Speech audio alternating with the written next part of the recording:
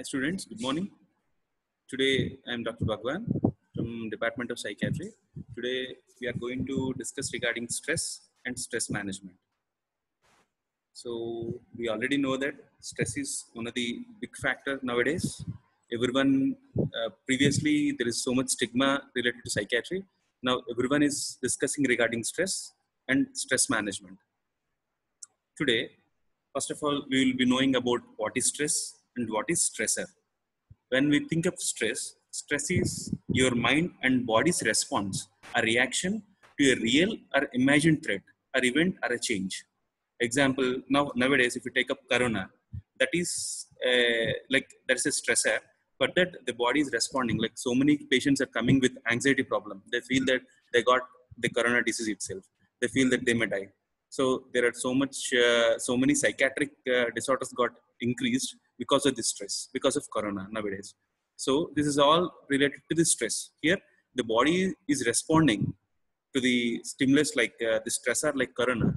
Because of that, the patients are entering into stress-related disorders. Coming to the stressor, it's a stimulus that causes the stress. Coming to the types of stressors, so that can be external and internal. In case of external, it can be because of physical environment, because of social interaction, because of organizational problems, because of major life events, and finally because of daily hazards. Coming to the physical environment, like we see like so much of pollution, noise pollution is there because of bright light, heat and moisture. Any other factors related to the physical environment can be a stressor. Coming to the social interaction with friends or relatives or family members, there will be some quarrelings, there will be some issues, emotional issues will be there. These two can act as a stressor. And third is organizational. Like like in organizations like in medical colleges or engineering colleges or schools or inter colleges, here there will be so many rules will be there, so many exams will be there, so deadlines will be there. So because of this, these can act as a stressor and can lead to a stress related disorder. Coming to the major life events like births, deaths, like loss of job, or any failures in the class, any promotion, like they're not getting promotion, or marital issues, anything related to the disorders, chronic disorders, like example nowadays corona, it comes in because of corona pandemic. So the major stressor will be these life events. Finally, daily hassles. Even daily hassles like keeping your key somewhere, coming late to the class, overburdened with books or some exams, and all these things, when minor things also can be a stressor. Coming to the, again, internal stressors. Internal stressors include lifestyle choices. Like nowadays, everyone are mostly engaged with mobile phones.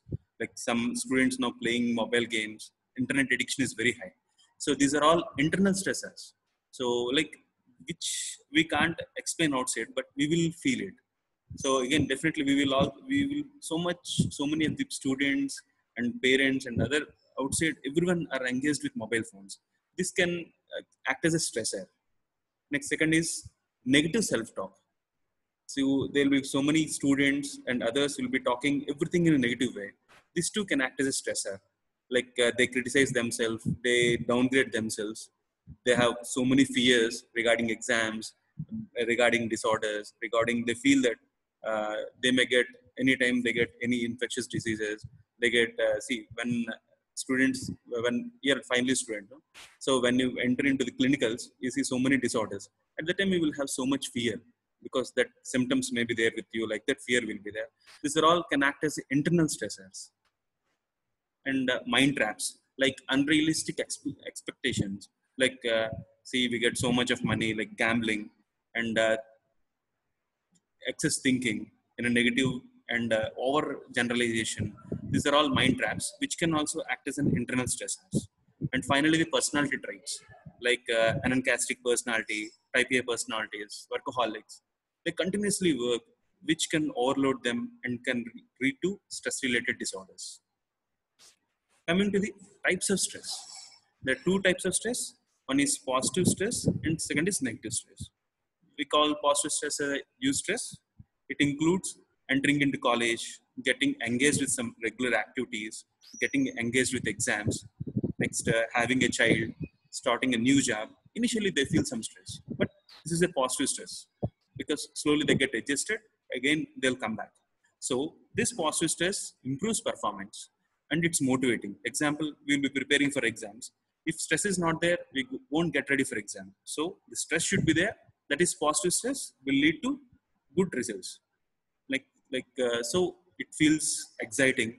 It enables our concentration, attention. So at the time of exams, we all read with more attention and concentration than if you don't have any exams. So that's the reason why.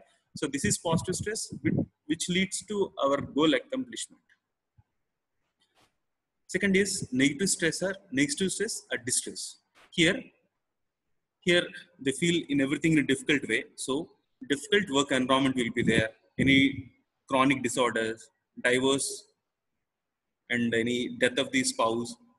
These are all negative stress where we can't remove the stressor. We can't change the stressor.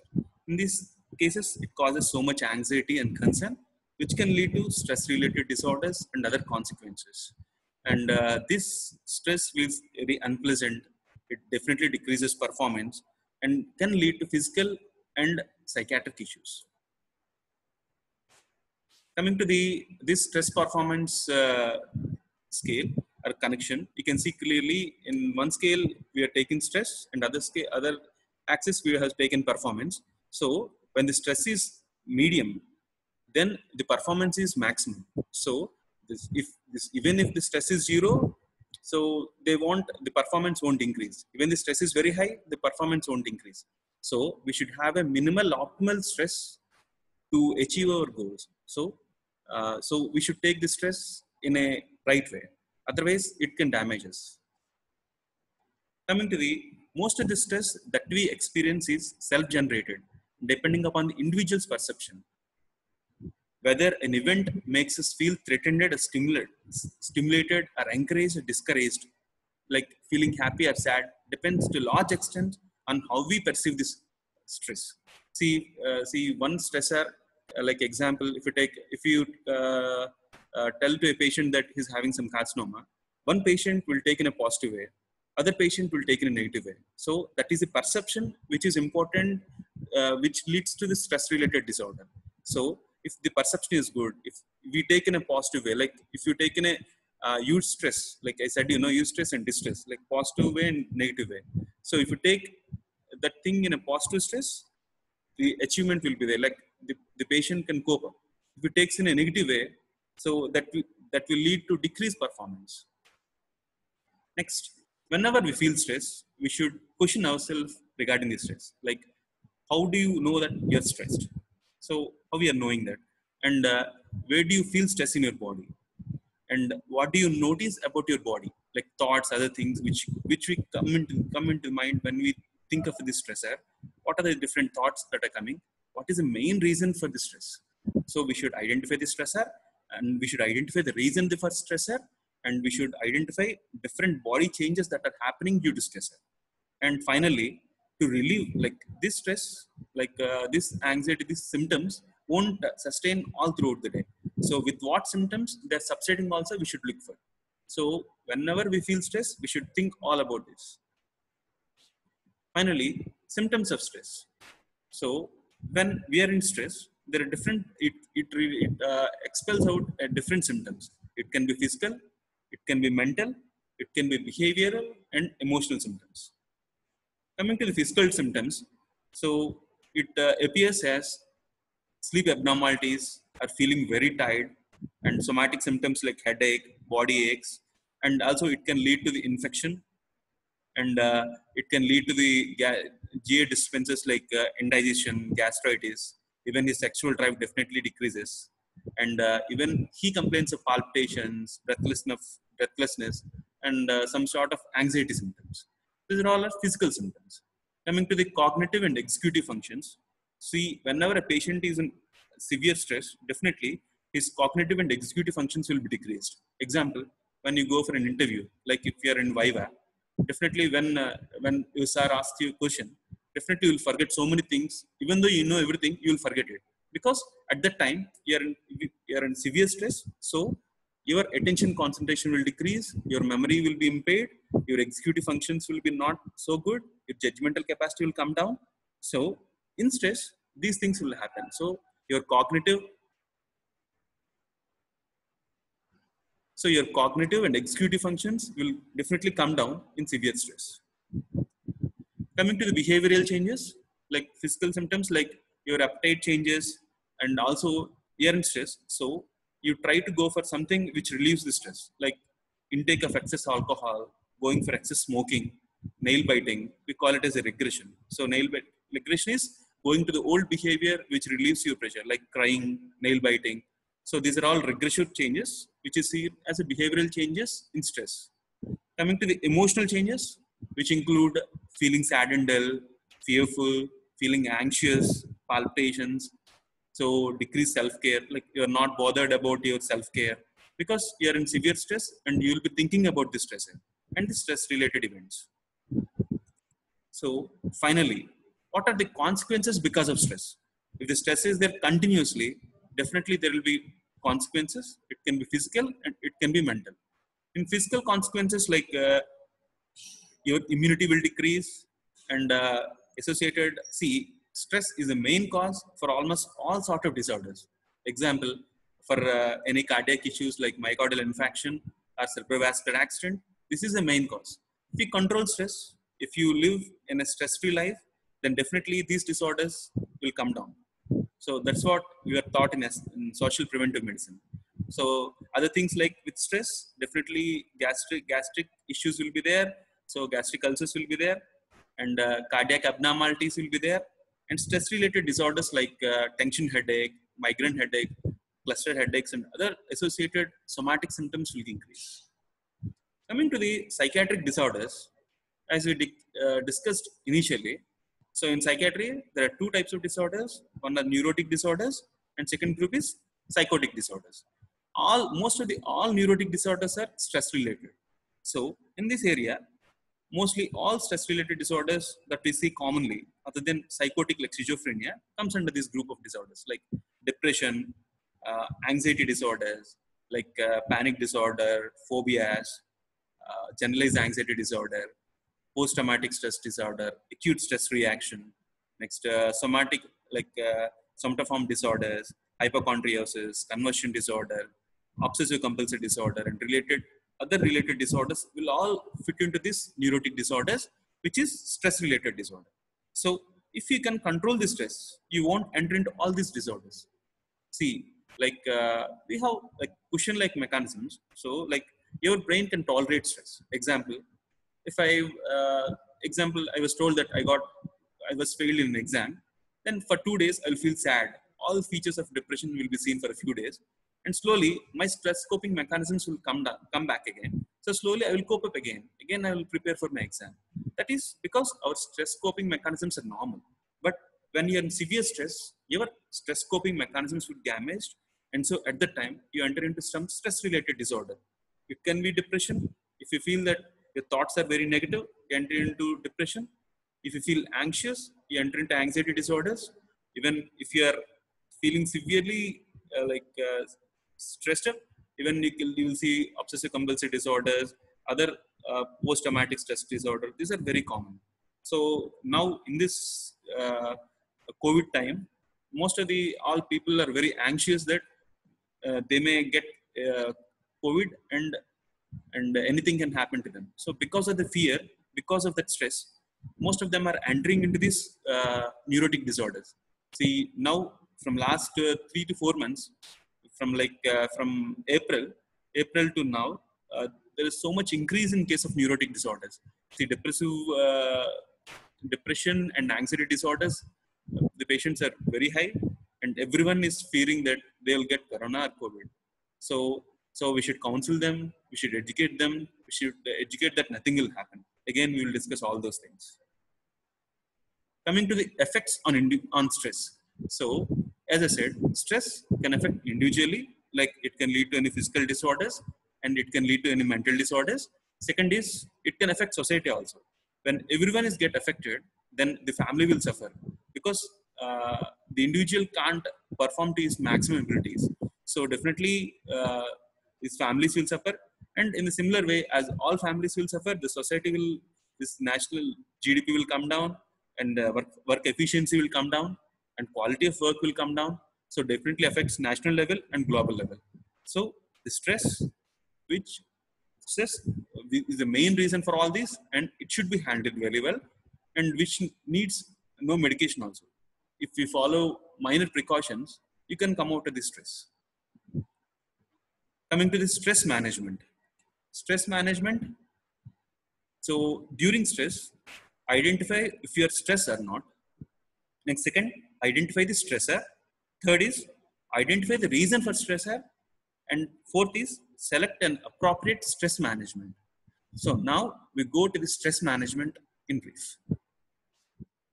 Coming to the different prevention strategies, stress management techniques include change your thinking, change your behavior, change your lifestyle.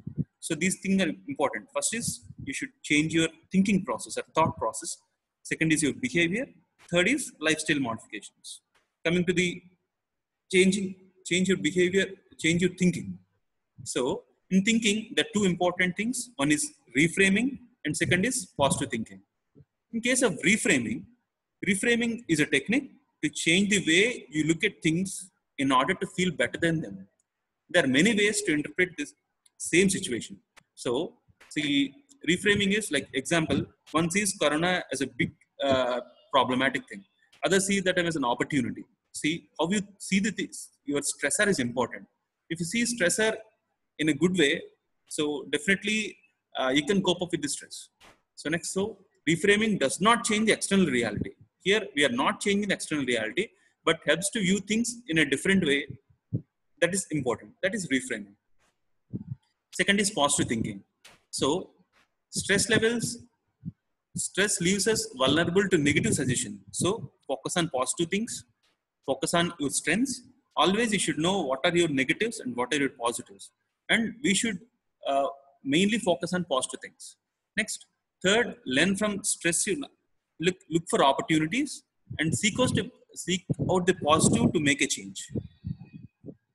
Next, change your behavior.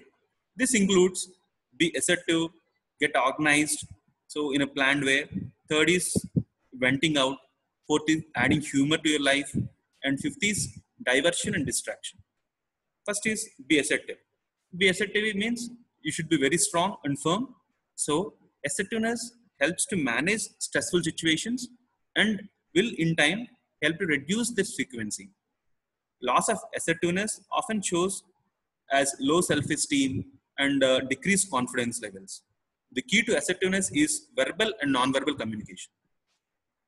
So assertive skills include establishing good eye contact. Second is sitting in a good sitting position, and the voice should be steady and stable, and your body language should be good, and you should speak to the concise to the point. These are very important. So these are all assertive skills which should be acquired. Second is getting organized. See, most of the time, poor organization is the main reason to enter into some stress-related event. Like so many, like during exams, we don't organize well. We don't read before. At the time of exams, we will read. So we will be stressed out. So we are not organizing in a good way. If you organize in a good way, then definitely you won't have any stress. So this is the main thing. So you should always get organized and we should be punctual.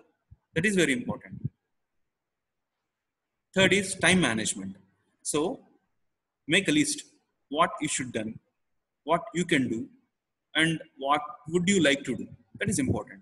Next, cut short all the waste things that you want to, like, see, we waste so much time in watching TV. We spend most of the time in watching our mobile or play, chit-chatting with friends. So these are all time wasting process which should be cut short.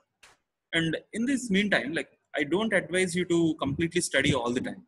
You can have a hobby. You can go for a good hobby which you like. You can practice a dance. You can practice music. You can practice a drawing, which is very important other than your study. Third is ventilation. So venting out is very important. See, I see so many patients who are in depression. See, actually they won't vent out.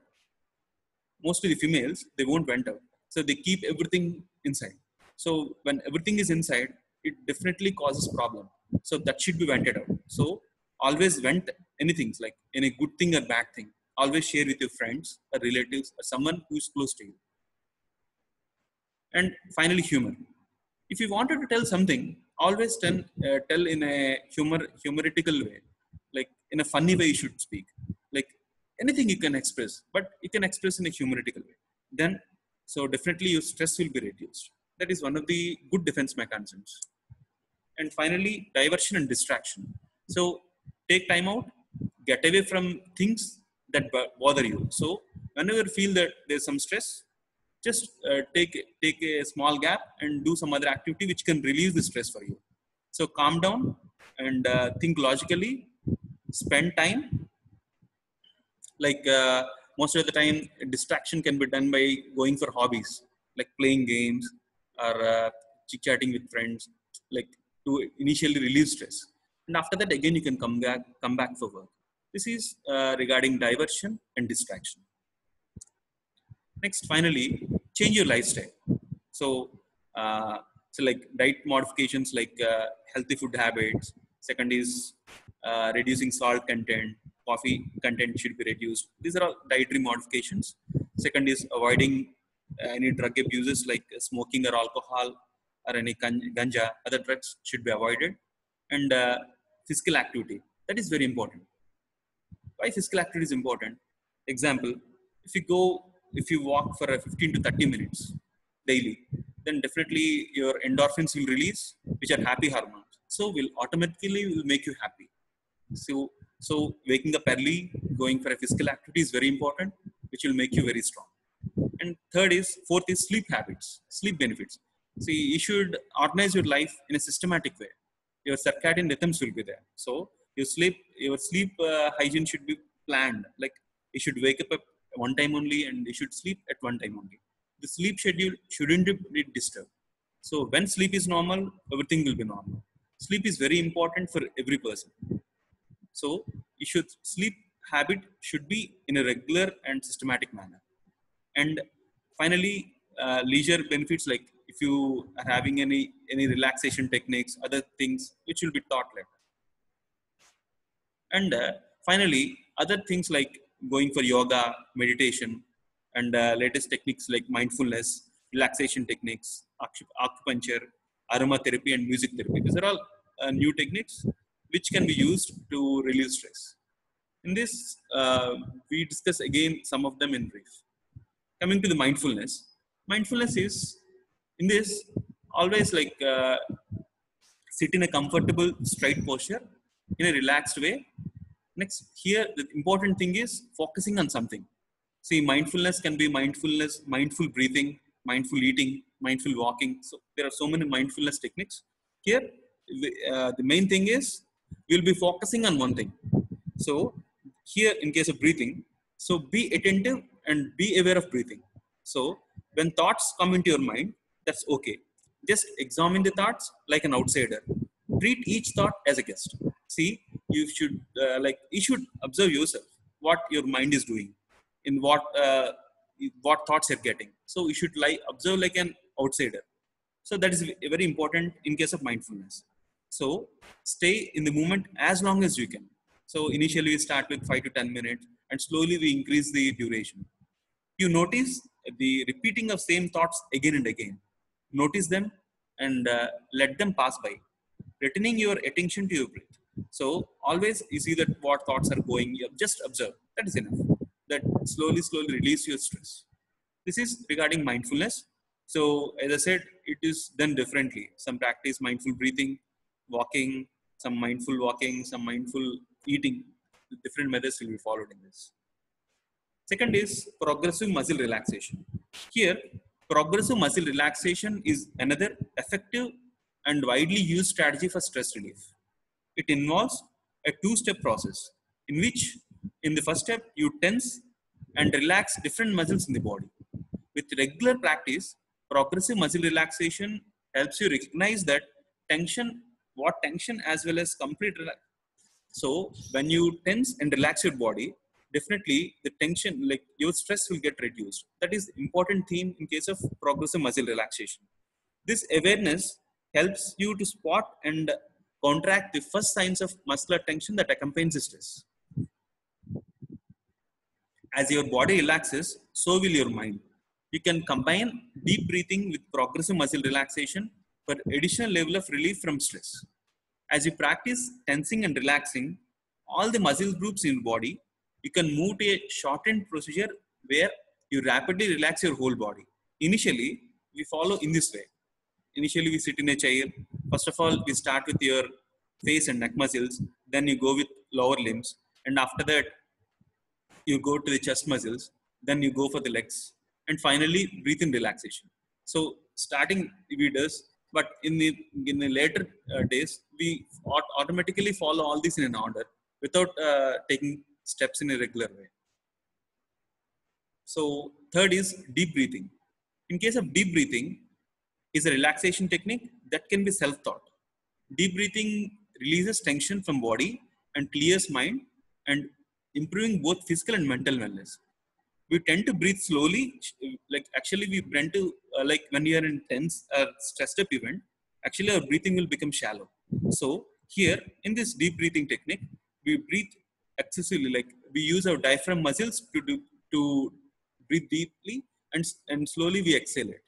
That is deep breathing. So you can see you should use from inside our diaphragm. That is deep breathing technique. And finally, guided imagery. In this guided imagery is a convenient and simple relaxation technique that can help you quickly and easily manage stress and reduce tension in your body. When used as a relaxation technique, guided imagery involves imagining a scene in which you feel at peace, free to let go of the tension and anxiety. So choose whatever setting is most calming to you, whether a tropical beach or a favorite childhood spot, a therapist's chair, or a quiet place in the woods. Example, you can imagine anything. See, in this is very simple. So whenever you can just close your eyes and you can think all the happy events like when playing with your child or when you are in beach. If you feel happy, you can remember all the happy events. So whenever you are in stress, just you can close your eyes. Just imagine the thing which you like the most. Slowly your tension will come down. That is guided imagery.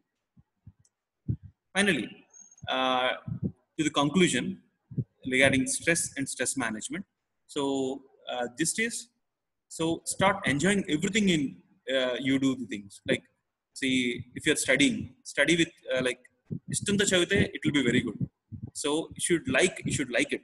Otherwise, you won't enjoy it.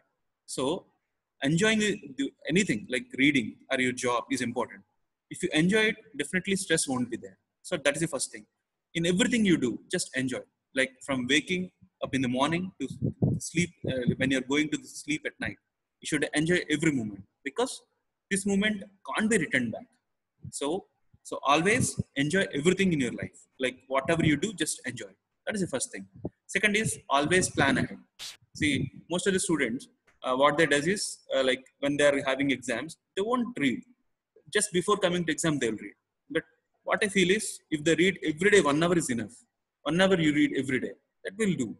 See, if you wanted to study in the final thing, so stress will increase. Definitely, that can lead to stress-related disorder. Third is adding humor. As I said before, always add humor, and also you should vent it out. Whenever you feel stress, you share with someone. That is important.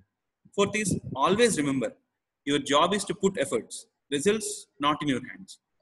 Like in Bhagavad Gita, they will say one statement: "Karmanyevadhikaraste mafaleshu kadachana." Means your main thing is you should keep your efforts. Like results is not in your hands. You should feel happy whether you did like you trained well, you performed well or not, like you practiced well or not. Results, it's not your turn. Again, so always they said no, failures are stepping stones. So failures will come definitely. Without failure, no one is there in this world. So failures are stepping stones. Definitely that's good. So always remember karmanyevadhikaraste ma phaleshu kadachana. Next, fourth is always follow two basic rules in life. Then you won't feel any stress. One is no expectations. Second is no comparison. What is no expectations? See, like we donate some, like we give something to our friends, and after that we feel that why they are not bothering about, why she is not taking into consideration. Like we see so many things, no? Like we donate some money, and we feel that again they should give importance to us. So whenever we are giving something, don't expect anything from them. That is important. Example, I'm having a child. I feel that I shouldn't expect anything from a child. That is important. Don't expect anything. That is the first rule in life. Always give something, but don't expect. Second is no comparison. Never compare with anyone. In this world, everyone is unique. Everyone is different. And two people can't be same. So never ever compare anyone. You, for you also. See, I'm an less. Some other may and more. But don't compare and frustrate your mind. Just relax. Enjoy your life. Enjoy your work. And you'll be happy. So slow down. Keep calm. Always be positive. Always take it easy. Enjoy life. Have fun. Just breathe and enjoy your life. Relax. Go outside, enjoy. And if you got time, just meditate. Thank you. Stop stressing and start living. Thank you.